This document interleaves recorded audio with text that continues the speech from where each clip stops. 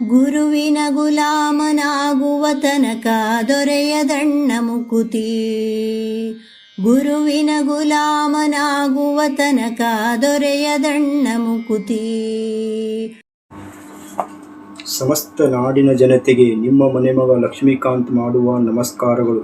ಇವತ್ತು ಗುರುಪೂರ್ಣಿಮೆಯ ಹಾರ್ದಿಕ ಶುಭಾಶಯಗಳನ್ನು ಕೋರುತ್ತಾ ಇವತ್ತಿನ ವಿಷಯಕ್ಕೆ ಬರುತ್ತೇನೆ. ಇವತ್ತು ಗುರು ಎನ್ನುವ ಪದದ ನಾವು ಅರ್ಥವನ್ನು ತಿಳಿಯುತ್ತಾ ಇವತ್ತಿನ ಗುರುವಿನ ಬಗ್ಗೆ ನಾವು ತಿಳಿಯೋಣ. ಗುರುವಿನ ಬಗ್ಗೆ ನಾನು ಹೇಳುವಷ್ಟು ದೊಡ್ಡವನು ಅಲ್ಲ, ಆದರೂ ಗುರುವಿನ ಬಗ್ಗೆ ನಾವು ಇವತ್ತು ಸ್ಮರಣೆ ಮಾಡೋಣ. ಗುರುವಿನ ಬಗ್ಗೆ ನಾವು ಎರಡು ಮಾತನಾಡೋಣ ಅಂತ ಹೇಳುತ್ತಾ ಸಮಸ್ತ ನಾಡಿನ ಜನತೆಗೆ ಗುರುಪೂರ್ಣಿಮೆಯ ಹಾರ್ದಿಕ ಶುಭಾಶಯಗಳನ್ನು ಕೋರುತ್ತಾ ಇವತ್ತಿನ ಗುರು ಅನ್ನುವ ಪದದ ಅರ್ಥವನ್ನು ಹೇಳುವಕ್ಕಿಂತ ಮುಂಚಿತವಾಗಿ ನನ್ನ ಆರಾಧ್ಯ ದೇವರಾದಂಥ ಅಕ್ಕಲಕೋಟ ಸದ್ಗುರು ಸ್ವಾಮಿ ಸಮರ್ಥ ಮಹಾರಾಜರ ಪಾದಕ್ಕೆ ವಂದಿಸುತ್ತಾ, ಅದೇ ರೀತಿ ವರದಾನೇಶ್ವರಿ ದಾನಮ್ಮ ದೇವಿ ಸೋಮನಾಥರ ಪಾದ ಕಮಲಗಳಿಗೆ ಭಕ್ತಿಪೂರ್ವಕ ಶರಣಾರ್ಥಿಗಳನ್ನು ಅರ್ಪಿಸುತ್ತಾ ಇವತ್ತು ನಾವು ಗುರು ಅನ್ನುವ ಪದದ ಅರ್ಥವನ್ನು ಮೊದಲಿಗೆ ತಿಳಿಯೋಣ. ಗು ಎಂದರೆ ಕತ್ತಲು, ರು ಎಂದರೆ ಬೆಳಕು. ಗುರು ಕತ್ತಲೆಯಿಂದ ಬೆಳಕಿನೆಗೆ ನಡೆಸುವ ವಾತನೇ ಗುರು. ಈ ಪದವನ್ನು ನಾವು ಗುರು ಎಂದು ಕರೆಯುತ್ತೇವೆ. ಗುರು ನಮ್ಮ ಅಜ್ಞಾನದಿಂದ ಜ್ಞಾನದೆಡೆಗೆ ಕೊಂಡೊಯ್ಯುವನು ಮತ್ತು ಸನ್ಮಾರ್ಗಕ್ಕೆ ಕೊಂಡೊಯ್ಯುವನು ಗುರು. ಸತ್ಯ, ನಿಷ್ಠೆ, ಪ್ರಾಮಾಣಿಕತೆ ಮತ್ತು ಬದುಕಿನಲ್ಲಿ ನಾವು ಯಾವ ರೀತಿ ಜೀವಿಸಬೇಕು, ಸಂಸಾರದಲ್ಲಿ ಬರುವಂತಹ ಭವಸಾಗರವನ್ನು ದಾಟಿಸುವನೇ ಗುರು. ಈ ಗುರುವನ್ನು ನಾವು ಇವತ್ತಿನ ದಿವಸ ಗುರುಪೂರ್ಣಿಮೆಯಂದು ಗುರುವಿನ ಬಗ್ಗೆ ಎರಡು ಒಳ್ಳೆಯ ಮಾತನಾಡಿದರೆ ನಮಗೆ ಸದ್ಗತಿ ದೊರೆಯುತ್ತದೆ. ಪ್ರತಿ ವರ್ಷ ನಾವು ಆಷಾಢ ತಿಂಗಳಲ್ಲಿ ಗುರುಪೂರ್ಣಿಮೆ ದಿನದಂದು ಗುರುವಿನ ನಾಮಸ್ಮರಣೆ ಮಾಡುತ್ತೇವೆ. ಆದರೆ ವರ್ಷವಿಡೀ ನಾವು ನಮ್ಮ ಸಂಸಾರದ ಜಂಜಾಟದಲ್ಲಿ ಕೆಲಸ ಅಂತ ನಾವು ಅದರಲ್ಲಿ ಕಾಲವನ್ನು ಕಳೆಯುತ್ತಿರುತ್ತೇವೆ. ಆದರೆ 7ನೇ ತಿಂಗಳು ನಲ್ಲಿ ಬರುವಂಥ ಆಷಾಢ ಮಾಸದಲ್ಲಿ ಬರುವಂಥ ಮೊದಲನೆಯ ಹುಣ್ಣಿಮೆಯೇ ಗುರುಪೂರ್ಣಿಮೆ. ಈ ಗುರುಪೂರ್ಣಿಮೆಯಂದಾದರೂ ಗುರು ಮತ್ತು ಶಿಷ್ಯರು ಒಂದಾಗಲಿ ಅಂತ ಹೇಳಿ ಇವತ್ತಿನ ದಿವಸ ಈ ಹುಣ್ಣಿಮೆ ದಿನದಂದು ಎಲ್ಲರೂ ಗುರುವಿನ ಸನ್ನಿಧಿಗೆ ಹೋಗಿ ಗುರುವಿನ ಆಶೀರ್ವಾದವನ್ನು ಪಡೆಯಬೇಕಂತ ಈ ದಿನವನ್ನು ಶುಭ ದಿನವನ್ನಾಗಿ ಮಾಡಿದ್ದಾರೆ. ಅದಕ್ಕೆ ಹಿಂದಿನ ಹಿರಿಯರು ಗುರುವಿನ ಬಗ್ಗೆ ಗುರುವಿನ ಕಾಳಜಿ ಅಪಾರ ಇತ್ತು. ಅದೇ ರೀತಿ ಗುರುವಿನ ಬಗ್ಗೆ ಕಬೀರದಾಸರು ಒಂದು ಮಾತನ್ನು ಹೇಳಿದ್ದಾರೆ. ಏನಪ್ಪ ಅಂದರೆ, ಗುರುವಿನ ಬಗ್ಗೆ ಎಷ್ಟು ವರ್ಣನೆ ಮಾಡಿದರೂ ಕಡಿಮೆ ಅಂತ ಹೇಳಿದ್ದಾರೆ. ಗುರುವಿನ ಬಗ್ಗೆ ತಮ್ಮ ದೋಹೆಯಲ್ಲಿ ಈ ರೀತಿ ಹೇಳಿದ್ದಾರೆ: ಸಾತ್ ಸಮಂದರ್ ಮಸಿ ಕರೆ, ಧರ್ತಿ ಸಬ್ ಕಾಗದ್ ಕರೆ, ವನರಾಶಿ ಸಬ್ ಲೇಖನಿ ಕರೆ, ಗುರುಗುಣ್ ಲಿಖ್ನ ಪಾಯೆ. 7 ಸಮುದ್ರವನ್ನೇ ಶಾಯಿಯನ್ನಾಗಿ ಮಾಡಿ ಮತ್ತು ಇಡೀ ಭೂಮಿಯನ್ನೇ ಕಾಗದವನ್ನಾಗಿ ಮಾಡಿ ಕಾಡನ್ನೇ ಲೇಖನಿಯನ್ನಾಗಿ ಮಾಡಿ ಗುರುವಿನ ಬಗ್ಗೆ ವರ್ಣನೆ ಮಾಡಿದರೂ ಅವರ ವರ್ಣನೆಗೆ ಮಿತಿಯೇ ಇಲ್ಲ ಅಂತ ಅವರು ವರ್ಣಿಸಲು ಸಾಧ್ಯವಿಲ್ಲ, ಅಪಾರವಾದದ್ದು ಅಂತ ಅವರು ತಮ್ಮ ದೋಹೆಯಲ್ಲಿ ತಿಳಿಸಿದ್ದಾರೆ. ಅವರು ಹೆಂಡತಿಯ ಮೇಲೆ ತುಂಬ ಮೋಹವಿತ್ತು. ಆಗ ಹೆಂಡತಿ ಹೇಳಿದಳು, ನನ್ನ ಈ ಮೇಲಿನ ಸುಂದರವಾದ ದೇಹಕ್ಕೆ ನೀವು ಮೋಹಗೊಂಡಿದ್ದೀರಿ ಏಕೆ? ನನ್ನ ದೇಹದಲ್ಲಿ ಏನಿದೆ ನೀವು ನೋಡಿ ಅಂತ ಅವರನ್ನು ಮನೆಯೊಳಗೆ ಕರೆದುಕೊಂಡು ಹೋಗಿ ಆಗ ತನ್ನ ಕಬೀರದಾಸ ತನ್ನ ಪತಿದೇವರನ್ನು ತನ್ನ ದೇಹವನ್ನು ತೋರಿಸುತ್ತಾಳೆ. ದೇಹವನ್ನು ಮೇಲೆ ಚರ್ಮದಿಂದ ಹೊದಿಕೆ ಇದೆ ಮಾತ್ರ, ಇದು ಚರ್ಮದಿಂದಲೇ ಇದಕ್ಕೆ ಒಂದು ಕಾಂತಿ ಇದೆ, ಇದಕ್ಕೆ ಸೌಂದರ್ಯವಿದೆ, ಒಳಗಣ್ಣಿನಿಂದ ನೀವು ನೋಡಿ ಅಂತ ಎಲುವಿನ ಸಾಟಿಯನ್ನು ತೋರಿಸುತ್ತಾಳೆ. ಈ ಎಲುವಿನ ಹಂದರಕ್ಕೆ ನೀವು ಮೋಹಗೊಳ್ಳುತ್ತೀರಾ? ನೀವು ಗುರು ಗೋವಿಂದರ ಹತ್ತಿರ ನೀವು ಹೋಗಿ ಅಂತ ಹೆಂಡತಿ ಕಬೀರದಾಸರಿಗೆ ಹೇಳುತ್ತಾಳೆ. ಅವರು ಗುರು ಗೋವಿಂದರಲ್ಲಿ ಹೋಗುತ್ತಾರೆ. ಗುರು ಗೋವಿಂದ ಭಟ್ಟರ ಶಿಷ್ಯರಾಗಿ ಅವರು ಅನೇಕ ಪದಗಳನ್ನು ಕಟ್ಟಿ ಹಾಡುತ್ತಾ ಸಂಸಾರದಲ್ಲಿ ಜನರಿಗೆ ಅರಿವನ್ನು ಮೂಡಿಸುತ್ತಾ ಗುರು ಗೋವಿಂದರ ದರ್ಶನ ಪಡೆದು ಅವರ ಶಿಷ್ಯರಾಗಿ ಅವರು ಹೇಳಿದ ಮಾರ್ಗದಲ್ಲಿ ನಡೆದು ಇಂದು ನಾವು ಸ್ಮರಿಸುತ್ತೇವಲ್ಲ, ಗುರುವಿಗೆ ತಕ್ಕ ಶಿಷ್ಯರಾದಂತಹ ಕಬೀರದಾಸರ ಬಗ್ಗೆ ಇಂದು ನಾವು ಇಲ್ಲಿ ತಿಳಿಯುತ್ತಿದ್ದೇವೆ. ಅಂತಹ ಶಿಷ್ಯರು ಆಗ ಗುರುಕುಲದಲ್ಲಿ ವಿದ್ಯೆ ಪಡೆದು ಅವರ ಸನ್ನಿಧಿಯಲ್ಲಿ ಅವರ ಬಳಿಯಲ್ಲಿ ಇದ್ದುಕೊಂಡು ಅಪಾರ ಜ್ಞಾನವನ್ನು ಸಂಪಾದಿಸಿ ಗುರುವಿಗೆ ತಕ್ಕ ಶಿಷ್ಯರಾದವರೇ ಕಬೀರದಾಸರು. ಅದೇ ರೀತಿ ಇನ್ನೊಂದು ಕಡೆ ನಾವು ನೋಡುವುದಾದರೆ ಕಲ್ಯಾಣ ನಾಡಿನಲ್ಲಿ ಬಸವಣ್ಣನವರು ಶರಣರ ಸಂಘ ವಚನದಲ್ಲಿ ಅವರು ಕೂಡ ಈ ರೀತಿ ತಿಳಿಸಿದ್ದಾರೆ. ಮಡಿಕೆಯ ಮಾಡುವಡೆ ಮಣ್ಣೆ ಮೊದಲು, ತೊಡಿಕೆಯ ಮಾಡುವಡೆ ಹೊನ್ನೆ ಮೊದಲು, ಶಿವಪಥವನರಿವಡೆ ಗುರುಪಥವೇ ಮೊದಲು, ಉಡಲ ಸಂಗಮ ದೇವರನರಿವಡೆ ಶರಣ ಸಂಘವೇ ಮೊದಲು. ಬಸವಣ್ಣನವರು ನಾವು ಸನ್ಮಾರ್ಗಕ್ಕೆ ನಡೆಯುವಂತ ಅವರು ವಚನದಲ್ಲಿ ಈ ರೀತಿ ಹೇಳಿದ್ದಾರೆ. ಮಡಿಕೆ ಮಾಡಬೇಕಾದರೆ ಮಣ್ಣು ಮೊದಲು ಬೇಕು, ಮಣ್ಣಿನಿಂದಲೇ ಮಡಿಕೆಯಾಗುತ್ತದೆ. ಅದನ್ನು ಕುಂಬಾರನು ಮೊದಲು ಮಣ್ಣನ್ನು ತಂದು ಆ ಮಣ್ಣನ್ನು ಸೋಸಿ ಕಲಿಸಿ ಹದ ಮಾಡಿ ಅದನ್ನು ಚಕ್ರಕ್ಕೆ ಹಾಕಿ ಅವನು ತಿರುಗಿಸಿ ಅದನ್ನು ಮಡಿಕೆ ಎನ್ನುವ ಆಕಾರ ಕೊಡುತ್ತಾನೆ. ಆ ಆಕಾರದಿಂದಲೇ ಮಡಿಕೆಗೆ ಬೆಲೆ ಬರುತ್ತದೆ. ಅದಕ್ಕೆ ಮಡಿಕೆ ಆಗುವಕ್ಕಿಂತ ಮೊದಲು ಮಣ್ಣಿಗೆ ಮಹತ್ವ ಇದೆ. ಮಣ್ಣು ಇಂದಲೇ ಮಡಿಕೆ ಆಗುತ್ತೆ ಅಂತ ಈ ಸಾಲಿನಲ್ಲಿ ತಿಳಿಸಿದ್ದಾರೆ.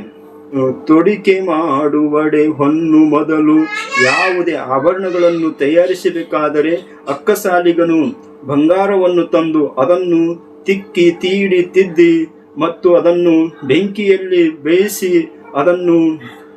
ಅದನ್ನು ಕರಗಿಸಿ ಅದಕ್ಕೆ ಆಭರಣ ಅನ್ನುವ ಆಕಾರವನ್ನು ಕೊಡುತ್ತಾನೆ. ಅದಕ್ಕೆ ಗುರುವು ಕೂಡ ತಮ್ಮ ಶಿಷ್ಯರನ್ನು ಪರೀಕ್ಷಿಸಲು ಅವನನ್ನು ನಾನಾ ರೀತಿಯ ಪರೀಕ್ಷೆಗಳನ್ನು ಒಡ್ಡುತ್ತಾನೆ. ಆ ಪರೀಕ್ಷೆಯಲ್ಲಿ ಶಿಷ್ಯನು ಪಾಸಾದರೆ ಅವನು ಗುರುವಿಗೆ ತಕ್ಕ ಶಿಷ್ಯನಾಗುತ್ತಾನೆ. ಆ ಗುರುವಿಗೆ ತಕ್ಕ ಶಿಷ್ಯನಾದವರಲ್ಲಿ ನಾವು ಈಗಾಗಲೇ ಕಬೀರದಾಸರ ಬಗ್ಗೆ ಕೇಳಿದ್ದೇವೆ. ಅದೇ ರೀತಿ ಕಬೀರದಾಸರು ಕೂಡ ಕಷ್ಟಗಳನ್ನು ಅನುಭವಿಸಿ ಉತ್ತಮ ಶಿಷ್ಯರಾಗಿ ಕತ್ತಲೆಯಿಂದ ಜ್ಞಾನದೆಡೆಗೆ ನಡೆದು ಅವರು ಕೂಡ ಸನ್ಮಾರ್ಗದಲ್ಲಿ ನಡೆದಿದ್ದಾರೆ ಅಂತ ಈ ವಚನದ ಸಾಲು ತಿಳಿಸುತ್ತದೆ. ಅದೇ ರೀತಿ ಶಿವಪಥವನ್ನು ಅರಿವಡೆ ಗುರುಪಥ ಮೊದಲು.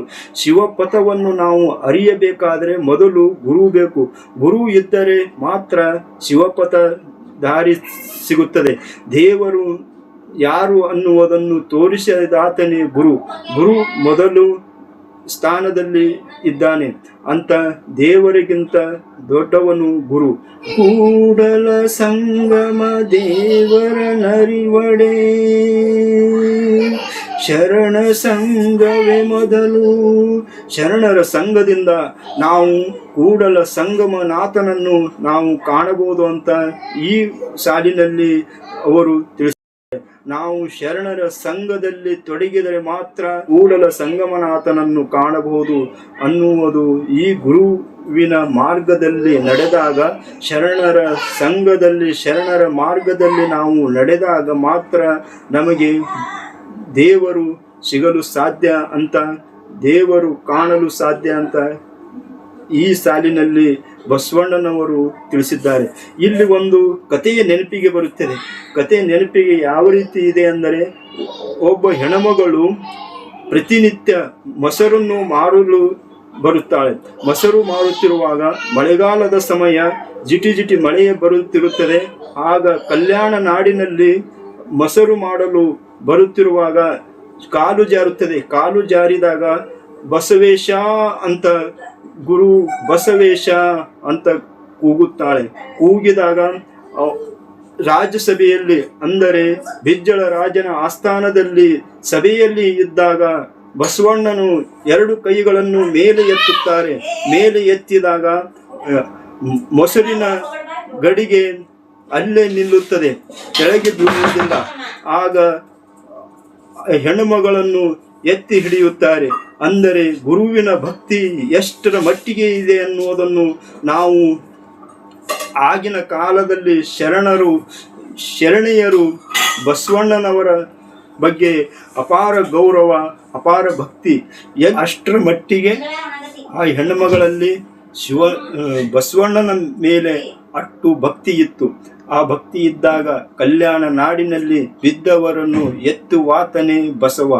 ಇನ್ನೊಂದು ಸನ್ನಿವೇಶ ನಿಮಗೆ ನಾನು ತಿಳಿಸಬಯಸುತ್ತೇನೆ. ಸದ್ಗುರು ಸ್ವಾಮಿ ಸಮರ್ಥ ಮಹಾರಾಜರು, ಅಕ್ಕಲಕೋಟ ಸ್ವಾಮಿ ಸಮರ್ಥ ಮಹಾರಾಜರು, ಅಂದರೆ ಇಲ್ಲಿ ಬಸಪ್ಪ ಅನ್ನುವ ಅವನ ಕುಟುಂಬ 4-6 ಜನ ಮಕ್ಕಳು ಇರ್ತಾರೆ. ಕಿತ್ತು ತಿನ್ನುವ ಬಡತನ. ಆಗ ಅವನ ಉಪಜೀವನ ಕಟ್ಟಿಗೆ ತಂದು ಮಾರಿ ಅವನು ಉಪಜೀವನ ಮಾಡಬೇಕು. ಪ್ರತಿದಿನ ಕಟ್ಟಿಗೆಯನ್ನು ಕಡಿದು ತಂದು ಮಾರಿದಾಗ ಮಾತ್ರ ಅವನ ಒಲೆ ಉರಿಯುತ್ತಿತ್ತು. 4 ಮಕ್ಕಳಿಗೆ ಅನ್ನ ಹಾಕುತ್ತಿದ್ದನು. ಒಂದು ದಿನ ಏನೆಂದರೆ, ಅವನು ಕಾಡಿನಲ್ಲಿ ಕಟ್ಟಿಗೆಗೆ ಹೋದಾಗ ಅವನು ಕಟ್ಟಿಗೆ ಕಡಿಯುತ್ತಿರುವಾಗ ಪಕ್ಕದಲ್ಲೇ ಹುತ್ತು ಇರುತ್ತದೆ. ಆ ಹುತ್ತಿಗೆ ಕೊಡಲಿಯ ಪೆಟ್ಟು ಬೀಳುತ್ತದೆ.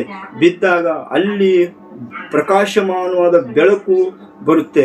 ಬೆಳಕು ಬಂದಾಗ ಆಗ ಅಲ್ಲಿ ಬೆಳಕನ್ನು ಕಂಡು ಅವನಿಗೆ ದಿಗ್ಭ್ರಾಂತನಾಗುತ್ತಾನೆ. ಆ ಬೆಳಕಿನ ಹುತ್ತಿನ ಕಡೆ ತಿರುಗಿ ನೋಡಿದಾಗ ಹುತ್ತಿನಿಂದ ನರಸಿಂಹ ಸರಸ್ವತಿ ಸದ್ಗುರು ಸ್ವಾಮಿ ಸಮರ್ಥ ಮಹಾರಾಜರು ಅಲ್ಲಿ ಪ್ರತ್ಯಕ್ಷರಾಗುತ್ತಾರೆ. ಪ್ರತ್ಯಕ್ಷರಾಗಿ ಅವರು ಮುನ್ನಡೆಯುತ್ತಿರುತ್ತಾರೆ. ಅವರ ಹಿಂದೆ ಬಸಪ್ಪ ಬರುತ್ತಿರುತ್ತಾನೆ. ಅವರ ಹಿಂದೆ ನಡೆಯುತ್ತಿರುತ್ತಾನೆ. ಆಗ ಬಸಪ್ಪನಿಗೆ ಹೇಳುತ್ತಾರೆ, ನೀನು ಸಂಸಾರಸ್ಥ, ನಿನಗೆ ಹೆಂಡರು ಮಕ್ಕಳು ಇದ್ದಾರೆ, ನೀನು ಅವರನ್ನು ನೋಡಿಕೋ, ನನ್ನ ಹಿಂದೆ ಬಂದರೆ ನಿನಗೇನು ಸಿಗುತ್ತೆ ಅಂತ ಹೇಳಿದಾಗ ಆಗ ಬಸಪ್ಪ ಹೇಳುತ್ತಾನೆ, ಗುರುವರ್ಯ ಸ್ವಾಮಿ ಸಮರ್ಥ ಮಹಾರಾಜರೇ, ನಾನು ನಿಮ್ಮ ಸೇವೆ ಮಾಡುತ್ತೇನೆ, ನಿಮ್ಮ ಜೊತೆ ಬರುತ್ತೇನೆ ಅಂತ ಅವರ ಹಿಂದೆ ಹೋಗುತ್ತಿರುತ್ತಾನೆ. ನನ್ನ ಹಿಂದೆ ಬಂದರೆ ಅಲ್ಲಿ ಹಾವು ಚೇಳುಗಳು ಇರುತ್ತವೆ. ಕಾಡಲ್ಲಿ ನನ್ನ ಜೊತೆ ನಿನ್ನನ್ನು ಬರಲು ಆಗುವುದಿಲ್ಲ, ಹೊರಟು ಹೋಗು ಮನೆಗೆ ಅಂತ ಹೇಳಿದಾಗ ಬಸಪ್ಪ ಕೇಳುವುದಿಲ್ಲ. ನೀವು ಎಷ್ಟೇ ಹೇಳಿದರೂ ನಾನು ನಿಮ್ಮ ಜೊತೆ ಬರುತ್ತೇನೆ ಅಂತ ಹೇಳುತ್ತಾನೆ. ಹೇಳುತ್ತಿರುವಾಗ ಆಯಿತು, ನಿನ್ನ ಇಚ್ಛೆ, ಬಾ ನನ್ನ ಹಿಂದೆ ಅಂತ ಸದ್ಗುರು ಸ್ವಾಮಿ ಸಮರ್ಥ ಮಹಾರಾಜರು ಹೇಳುತ್ತಾರೆ. ಹೇಳಿದಾಗ ಬಸಪ್ಪ ಅವರ ಹಿಂದೆ ಹೋಗುತ್ತಿರುತ್ತಾನೆ. ಅವರು ಮುಂದೆ ಮುಂದೆ ಹೋಗುತ್ತಿರುತ್ತಾರೆ. ಆಗ ಕಾಡಿನಲ್ಲಿ ಗಿಡಗಳಿಂದ ದೊಡ್ಡ ದೊಡ್ಡ ಘಟಸರ್ಪಗಳು ಬೀಳುತ್ತವೆ. ಆಗ ಅವನು ಹೇಳುತ್ತಾನೆ, ಮಹಾರಾಜರೇ, ಇಲ್ಲಿ ದೊಡ್ಡ ದೊಡ್ಡ ಸರ್ಪಗಳಿವೆ ಅಂತ ಹೇಳುತ್ತಾನೆ. ಆಗ ನಾನು ಹೇಳಿಲ್ಲವೇ ನಿನಗೆ, ನಿನ್ನನ್ನು ನನ್ನ ಜೊತೆ ಬರಲು ಆಗುವುದಿಲ್ಲ, ನೀನು ಮನೆಗೆ ಹೋಗು, ನಿನ್ನ ಮಕ್ಕಳು ಹೆಂಡತಿ ಜೊತೆ ಸಂಸಾರವನ್ನು ಮಾಡುವಂತ ಹೇಳಿಲ್ಲವೇ ಅಂತ ಹೇಳಿದಾಗ ಅವನು ಇಲ್ಲ ಗುರುಗಳೇ, ನಿಮ್ಮ ಜೊತೆ ನಾನು ಬರುತ್ತೇನೆ ಅಂತ ಮತ್ತೆ ಅವರ ಹಿಂದೆ ಹೋಗುತ್ತಾನೆ. ಹೋದಾಗ ಅನೇಕ ಸರ್ಪಗಳು ಅವನಿಗೆ ಎದುರಾಗುತ್ತವೆ. ಆದರೂ ಆಗ ಸ್ವಾಮಿ ಸಮರ್ಥ ಮಹಾರಾಜರು ಅವನನ್ನು ಪರಿಸ್ಥಿತಿಯನ್ನು ಅರ್ಥ ಮಾಡಿಕೊಂಡು ಅವನಿಗೆ ಹೇಳುತ್ತಾರೆ, ಅಲ್ಲಿ ಎದರಲ್ಲಿ ತೆಳಗೆ ಬಿದ್ದಿರುವಂಥ ಸರ್ಪವನ್ನು ತೋರಿಸುತ್ತಾರೆ. ಈ ಸರ್ಪವನ್ನು ತೆಗೆದುಕೋ, ನೀನು ಗಂಟು ಕಟ್ಟಿಕೊಂಡು ನೀನು ಮನೆಗೆ ಹೋಗು, ಒಳ್ಳೆ ರೀತಿಯಿಂದ ಸಂಸಾರ ಮಾಡುವಂತ ಹೇಳುತ್ತಾರೆ. ಆಗ ಬಸಪ್ಪ ಏನು ಮಾಡುತ್ತಾನೆ, ಆ ಸರ್ಪವನ್ನು ತನ್ನ ಟವೆಲಿನಲ್ಲಿ ಗಂಟು ಕಟ್ಟಿಕೊಂಡು ಅವನು ಸದ್ಗುರು ಸ್ವಾಮಿ ಸಮರ್ಥ ಮಹಾರಾಜರ ಪಾದಕ್ಕೆ ನಮಸ್ಕರಿಸಿ ಅವನು ಮನೆಗೆ ಬರುತ್ತಾನೆ.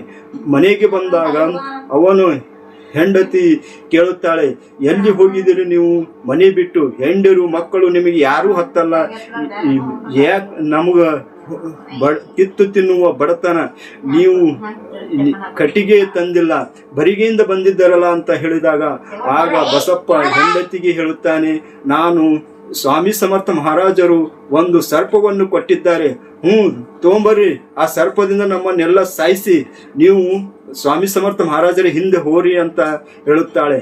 ಆಗ ಸತಿಪತಿ ಇಬ್ಬರು ಏನು ಮಾಡುತ್ತಾರೆ, ಆ ಗಂಟನ್ನು ಬಿಚ್ಚುತ್ತಾರೆ. ಬಂಗಾರದ ಹಾವಿನ ಸರ್ಪ ಬಂಗಾರ ಆಗಿರುತ್ತದೆ. ಆಗ ಅವರು ಸತಿಪತಿ ಇಬ್ಬರು ಸದ್ಗುರು ಸ್ವಾಮಿ ಸಮರ್ಥ ಸನ್ನಿಧಿಗೆ ಬರುತ್ತಾರೆ. ಅವರು ವಟವೃಕ್ಷದ ಕೆಳಗಡೆ ಕುಳಿತು ಜ್ಞಾನದಲ್ಲಿ ಮಗ್ನರಾಗಿರುತ್ತಾರೆ.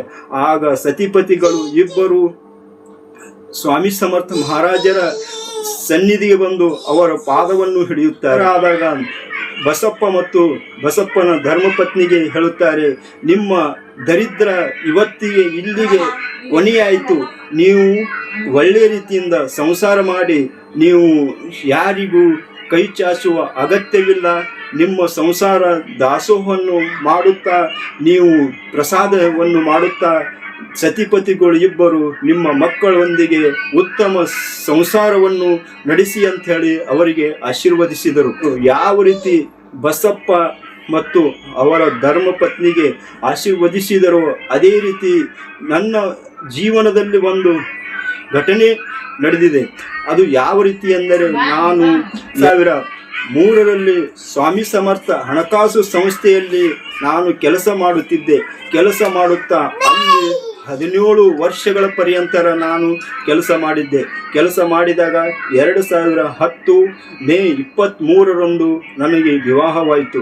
ವಿವಾಹವಾದಾಗ ನನಗೆ 12 ವರ್ಷಗಳವರೆಗೆ, ಅಂದರೆ ಅಲ್ಲಿ 2015ರಿಂದ ನಾನು ಗೃಹರಕ್ಷಕ ದಳದಲ್ಲಿ ಸೇವೆ ಸಲ್ಲಿಸುತ್ತಾ ಅಲ್ಲಿ ನಾನು ಬಂದಂಥ ಮೊದಲ ಪಗಾರನಲ್ಲಿ ಅದರಲ್ಲಿ 100 ರೂಪಾಯಿ ಸ್ವಾಮಿ ಸಮರ್ಥರ ನಾನು ಹುಂಡಿಗೆ ಹಾಕುತ್ತಾ ಬಂದಾಗ ನನಗೆ ಬೀಗರು ನೆಂಟರು ಎಲ್ಲರೂ ಹೇಳುತ್ತಿದ್ದರು, ನಿನಗೆ ಮಕ್ಕಳಾಗ್ತಾ ಇಲ್ಲ, ನೀನು ಅಲ್ಲಿ ತೋರಿಸು ಇಲ್ಲಿ ತೋರಿಸು ಅಂತ ಎಲ್ಲರೂ ಹೇಳುತ್ತಿದ್ದರು. ನಾನು ನನ್ನ ಪ್ರಯತ್ನ ಕೂಡ ನಾನು ಮಾಡ್ತಾ ಇದ್ದೆ. ವೈದ್ಯರಿಗೂ ತೋರಿಸಿದೆ, ಎಲ್ಲರೂ ಆಗುತ್ತವೆ ಅಂದರು. ಗುಡಿ ಗುಂಡಾರ ಸುತ್ತಿದೆ, ಅಲ್ಲಿ ಕೂಡ ಆಗುತ್ತವೆ ಅಂತ ಹೇಳಿದಾಗ ಅದೇ ಸಂದರ್ಭದಲ್ಲಿ 2021 ನನ್ನ ಬಾಳಿಗೆ ಬೆಳಕಾಗಿ ಬಂದವರೇ ಸದ್ಗುರು ಸ್ವಾಮಿ ಸಮರ್ಥ ಮಹಾರಾಜರು. ನಾನು 11 ವರ್ಷದ ವಿವಾಹ ವಾರ್ಷಿಕೋತ್ಸವ ಸಂದರ್ಭದಲ್ಲಿ ಹುಂಡಿಯಲ್ಲಿ ಹಾಕಿದ ಹಣವನ್ನು ನನ್ನ ತಾಯಿ, ಬಂಧು, ಮಿತ್ರ, ದಂಪತಿಗಳ ಸಮೇತ ನಾವು ಎಲ್ಲರೂ ಅಣ್ಣ ಅತ್ತಿಗೆ ಜೊತೆ ಅಕ್ಕಲಕೋಟ ಸ್ವಾಮಿ ಸಮರ್ಥರ ಸನ್ನಿಧಿಗೆ ಹೋದೆವು. ಸನ್ನಿಧಿಗೆ ಹೋಗಿ ಅಲ್ಲಿ ಹುಂಡಿಯನ್ನು ದಾಸೋಹಕ್ಕೆ ಅರ್ಪಿಸಿ ಪೂಜೆಯನ್ನು ಸಲ್ಲಿಸಿ ಬಂದಾಗ ಅದೇ ಸಂದರ್ಭದಲ್ಲಿ ನನಗೆ ಕರ್ತವ್ಯವಿರಲಿಲ್ಲ. ಆ ಸಂದರ್ಭದಲ್ಲಿ ಜಿಡ್ಗಾ ಮಠದ ಗುರು ಮುರುಗೇಂದ್ರ ಸ್ವಾಮಿಗಳ ದರ್ಶನಕ್ಕೂ ಹೋದೆವು. ಅಲ್ಲಿ ಕೆಲಸಕ್ಕೆ ಕೇಳಿದಾಗ ಅವರು ಅಂದರು, ನೀವು 30 ತಾರೀಕಿಗೆ ಬನ್ನಿ, ನಿಮಗೆ ಕೆಲಸದ ಬಗ್ಗೆ ನಾನು ಹೇಳುತ್ತೇನೆ ಅಂತ ಹೇಳಿದರು. ಆಗ ನನ್ನ ಮನಸ್ಸಿನಲ್ಲಿ ಸದ್ಗುರು ಸ್ವಾಮಿ ಸಮರ್ಥರು ಮತ್ತು ಮುರುಗೇಂದ್ರ ಮಹಾಸ್ವಾಮಿಗಳು ಷಡಕ್ಷರಿ ಜಿಡ್ಗಾ ಮಠದ ಪೀಠಾಧಿಪತಿಗಳ ಕೃಪಾ ಆಶೀರ್ವಾದ ಅವರ ಗದ್ದಿಗೆಗೆ ನಾನು ನಮಸ್ಕರಿಸಿ ಬಂದಾಗ 2021 ಡಿಸೆಂಬರ್ 1ನೇ ತಾರೀಕಿಗೆ ನಮಗೆ ಕರೆ ಬಂತು, ನೀವು 26 ಜನ ಗೃಹರಕ್ಷಕರಿಗೆ ಇಲ್ಲಿ ನಾವು ಕರ್ತವ್ಯಕ್ಕೆ ನಿಯೋಜಿಸಿದ್ದೇವೆ, ನೀವು ಬಂದು ವರದಿ ಮಾಡಿಕೊಳ್ಳಿ ಅಂತ. ಆಗ ಅದೇ ಸಂದರ್ಭದಲ್ಲಿ ನಾವು ವರದಿಯನ್ನು ಮಾಡಿಕೊಂಡು ಅಲ್ಲಿ ಕೆಲಸವನ್ನು ಪಡೆದೆ. ಅದೇ ರೀತಿ ಅಲ್ಲಿ ಲಕ್ಷ್ಮೀ ದೇವಸ್ಥಾನದಲ್ಲಿ ಮೊದಲನೇ ದಿವಸ ಕರ್ತವ್ಯವನ್ನು ನಿರ್ವಹಿಸುತ್ತಿರುವ ಸಂದರ್ಭದಲ್ಲಿ ಉತ್ತರ ಕರ್ನಾಟಕ ಸಂಸ್ಕೃತಿ ಸೊಬಗು ಚಾನೆಲ್ನಲ್ಲಿ ಶಾಂತಕ್ಕ ಅವರು ಬಗ್ಗೆ ಕೆಲವು ವಿಡಿಯೋಗಳನ್ನು ವೀಕ್ಷಿಸಿದೆ. ಅವರು ಅದೇ ರೀತಿ ಶ್ರಾವಣ ಪ್ರಾರಂಭ ಆಷಾಢ ತಿಂಗಳಲ್ಲಿ ಕೊನೆಯ ವಾರದೊಂದವರು ಒಂದು ವಿಡಿಯೋವನ್ನು ಮಾಡಿ ಹಾಕಿದರು. ಯಾವುದಪ್ಪ ಅಂದರೆ ವರದಾನೇಶ್ವರಿ ದಾನಮ್ಮ ದೇವಿಯ ವಿಡಿಯೋವನ್ನು ಮಾಡಿದರು. ಆ ವಿಡಿಯೋ ಮೂಲಕ ನಾನು ವೀಕ್ಷಿಸಿದಾಗ ಅವರು ಹೇಳಿದರು, ಯಾರು ಬೇಕಾದರೂ ವರದಾನೇಶ್ವರಿ ಪೂಜೆ ಮಾಡಬಹುದಂತ. ಆಗ ನಾನು ವರದಾನೇಶ್ವರಿ ಪೂಜೆ 21 ಗುರುವಾರ ಮಾಡಿ ಮುಗಿಸಿದಾಗ ನನಗೆ ಬಾಳಿಗೆ ಬೆಳಕಾಗಿ ಬಂದಂತಹ ಅಲ್ಲಿ ನನಗೆ ಕೆಲವು ಕಷ್ಟಗಳು ಎದುರಾದವು. ಅದನ್ನು ನಾವು ಸಹಿಸುತ್ತಾ ಮುಂದೆ 2023 ಡಿಸೆಂಬರ್ 23ನೇ ತಾರೀಕಿನಂದು ನನಗೆ ಸಂತಾನ ಭಾಗ್ಯದ ಸಿಹಿ ಸುದ್ದಿ ದೊರಕಿತು. 2024ರಲ್ಲಿ ಶ್ರಾವಣ ತಿಂಗಳ 13ನೇ ತಾರೀಕಿನಂದು ನನಗೆ ಚಿರಂಜೀವಿ ಸಾತ್ವಿಕ್ ಅನ್ನುವ ಕಂದ ನನ್ನ ಮನೆಗೆ ಬೆಳಕಾಗಿ ಬಂದನು ಅಂತ. ಈ ಗುರುವಿನ ಬಗ್ಗೆ ಎಷ್ಟು ಹೇಳಿದರೂ ಕಡಿಮೆನೆ. ಗುರುವಿನ ಗುಲಾಮನಾಗುವ ತನಕ ದೊರೆಯದಣ್ಣ ಮುಕ್ತಿ ಅನ್ನುವ ಗೀತೆಯೊಂದಿಗೆ ನನ್ನ ಮಾತಿಗೆ ವಿರಾಮ ಕೊಡುತ್ತೇನೆ. ಗುರುವಿನ ಗುಲಾಮನಾಗುವ ತನಕ ದೊರೆಯದಣ್ಣ ಮುಕುತಿ. ಗುರುವಿನ ಗುಲಾಮನಾಗುವ ತನಕ ದೊರೆಯದಣ್ಣ ಮುಕುತಿ. ಪರಿಪರಿ ಶಾಸ್ತ್ರವನ್ನೋದಿದರೇನು ವ್ಯರ್ಥವಾಯಿತು ಬಕುತಿ. ಪರಿಪರಿ ಶಾಸ್ತ್ರವನ್ನೋದಿದರೇನು ವ್ಯರ್ಥವಾಯಿತು ಬಕುತಿ. ಗುರುವಿನ ಗುಲಾಮನಾಗುವ ತನಕ ದೊರೆಯದಣ್ಣ ಮುಕುತಿ.